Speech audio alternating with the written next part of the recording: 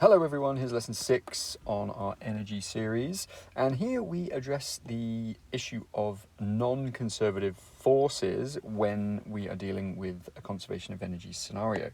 So as previously mentioned on the prior video, if you have an object, let's say it's this box, and there is the force of gravity, maybe bringing it down, we probably want to draw a circle around it and call this our system.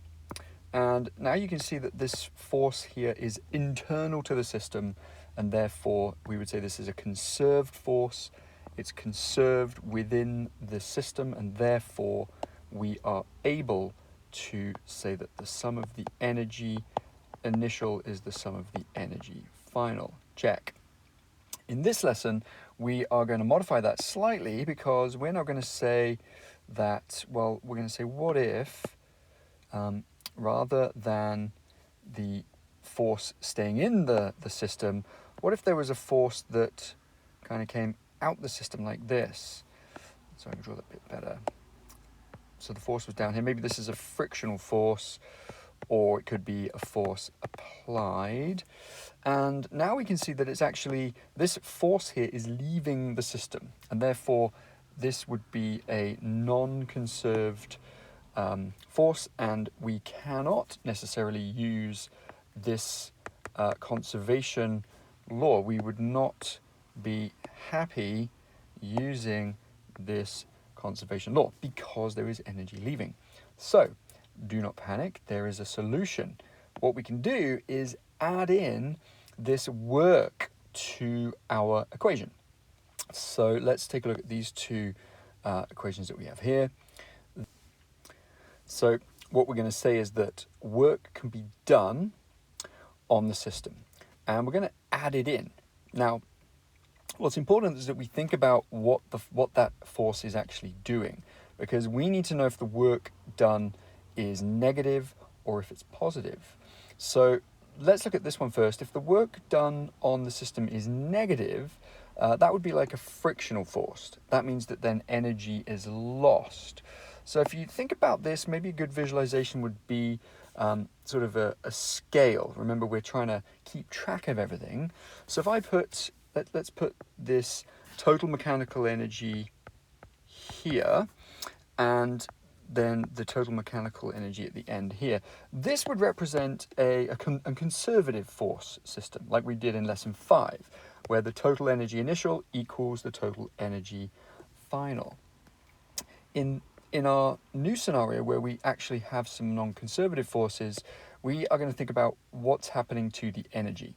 So if friction is involved, if friction is doing work on the system, it's going to be taking some of that energy out, right? If you think about this just from a sort of kinetic energy standpoint, if there is friction, then the velocity is going to slow down, and therefore the final value is going to be less.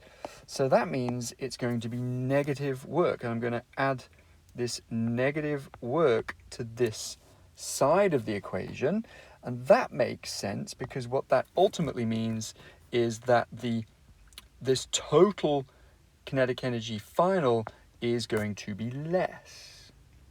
All right, and hopefully that's clear. Of course, the opposite would be true as well. If the force doing work on the system was positive, then the system would speed, or the object might speed up. So for example, if I applied a force, an external force, a non-conservative external force, if I apply a force, then the amount of kinetic energy is going to get bigger. So that would look like this. Rather than it being a negative work on the system, it would be a positive work on the system, and that would mean that the final kinetic energy would get bigger. Okay, now the other thing to mention would just be this idea of a change in energy. This is a similar sort of way of looking at it as to what we've done before. The equation on the left is just looking at everything, adding everything up before the event and adding everything up after the event and saying that they are equal. This way of doing it is just looking at that, the work being done as a change in the energy. And so if we have a change in the energy, then we have FD. And then I've just added in the cosine theta just because we might want to remember that sometimes there is an angle. All right, so let's do a quick example. Here we have an object, 4 kilogram object. It's moving, so it's got some velocity, and it's going to slide up the ramp. Now, it reaches this maximum height of 5 meters, traveling 7 meters along the slope, at which point it stops. And the reason it stops is partly because it's losing some kinetic energy to gravitational potential energy, but also because there is some frictional force. So let's do some analysis. We're going to use this one here because this is the sort of theme of how we've been analyzing these situations. And I'm going to call the beginning position A and the end position B.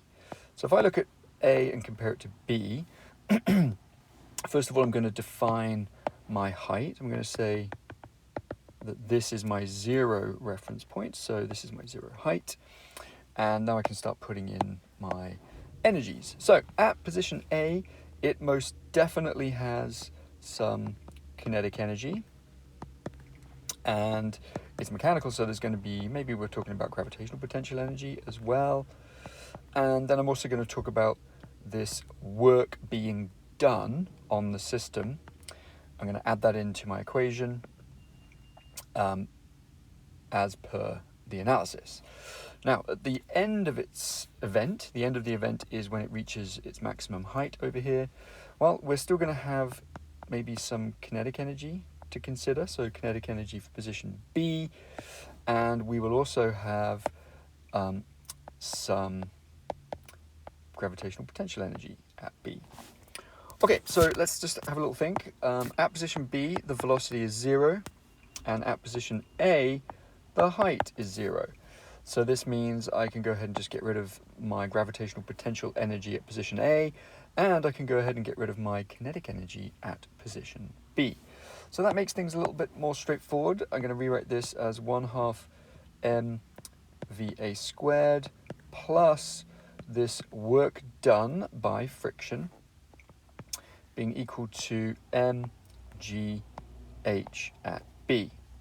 So let's get these, let's just quickly solve this now for the work done by friction, which, by the way, because it's work being done, and in this case that work will be done in a parallel direction, that's going to be the force of friction there, acting parallel to the system, so I don't need to worry about an angle. So this work being done by friction is going to be the force of friction times the distance with which it's acting on the system, which is 7 meters. And then I need to subtract, so I'm going to take my gravitational potential energy at B and subtract the 1/2 mva squared to get that work of friction by itself. So let's rewrite this out as mghb minus 1/2 mva squared. Now I'm going to plug the numbers in and we'll see what we get. And so here we are.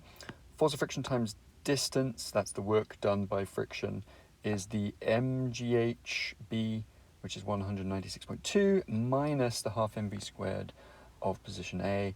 And that's giving us that negative energy, that negative work, which is good because we wanted that to be taken out of the system. Now if we divide by the distance, that's the 7, it gives us this negative force, this negative 13.1 Newton. That is also good news because if you think about the system here, if we think about the parallel motion, the energy, or the velocity, if you like, was going parallel up the slope. So the force of friction better be going in the opposite direction. So that would be that negative sign there. Okay, last example of lesson 6, a little bit more going on in this one. Once again, we're going to talk about position A and B. We've got a 45 kilogram block. Let's just go ahead and define a few things. I'm going to go ahead and say that this is my 0 point. That's my 0 height. This is going to be the height that it achieves at position B. The distance that it's traveling here is 110 meters up the hill. Now we've got two forces acting on it. We're going to have, let's do a little picture in the middle here. There is going to be a force applied. This is the force applied. That's what we're going to try and find out. But we need to also recognize that there is a force of friction. So there's two sets of work going on here. We've got a negative work happening and a positive work happening. We also have position A and all the energies associated with that, and we have position B. So let's have a look. Let's go position A over here, position B here. Okay, so at the beginning, it's got 0 height. It does have the force acting on it, and it does have the, well, we'll talk about the potential gravitational potential energy, but we're going to call that 0. So the total mechanical energy is going to be the kinetic energy at A plus the potential gravitational energy at A plus the work done by this applied force minus the work done by friction. So I've got two sets of work going on here, a positive and a minus. At position B, well, position B has a height and it has a speed. So I'm going to say that there is kinetic energy at B and there is gravitational potential energy at B. And that's it. We're just, because we're adding these works in on the left side of the equation to give us the balance. Okay, let's start thinking about what's happening at each section. So looks like at the beginning there's no velocity. It's at rest, so it's not moving. So that means I can get rid of this. My kinetic energy at position A is 0. But the gravitational energy at A is also 0. So that goes as well. So I'm left with there's actually 0 mechanical energy at position A. And everything that happens to this block is done as a result of the work. And the work done by the applied force is going to be positive, and the work done by the frictional force is going to be negative. And the difference between those is going to be equal to the total mechanical energy at position B. So let's get some numbers in. And so here we have the numbers. We've got the work done to move the block up the hill, and that is the force times the distance of the hill, and then the negative work of friction, which we are told is 320 newtons times the distance of the hill, and then you've got your kinetic energy at the top of the hill, and you've got your gravitational potential energy at the top of the hill. Add them all together and then rearrange and solve for the force, and you get 626 newtons. And that kind of makes sense, because if the frictional force is 320 pointing down, then the force up must be bigger, and it must be considerable because the object is going from rest to a velocity of 27, and it's also going up the hill. So it seems right.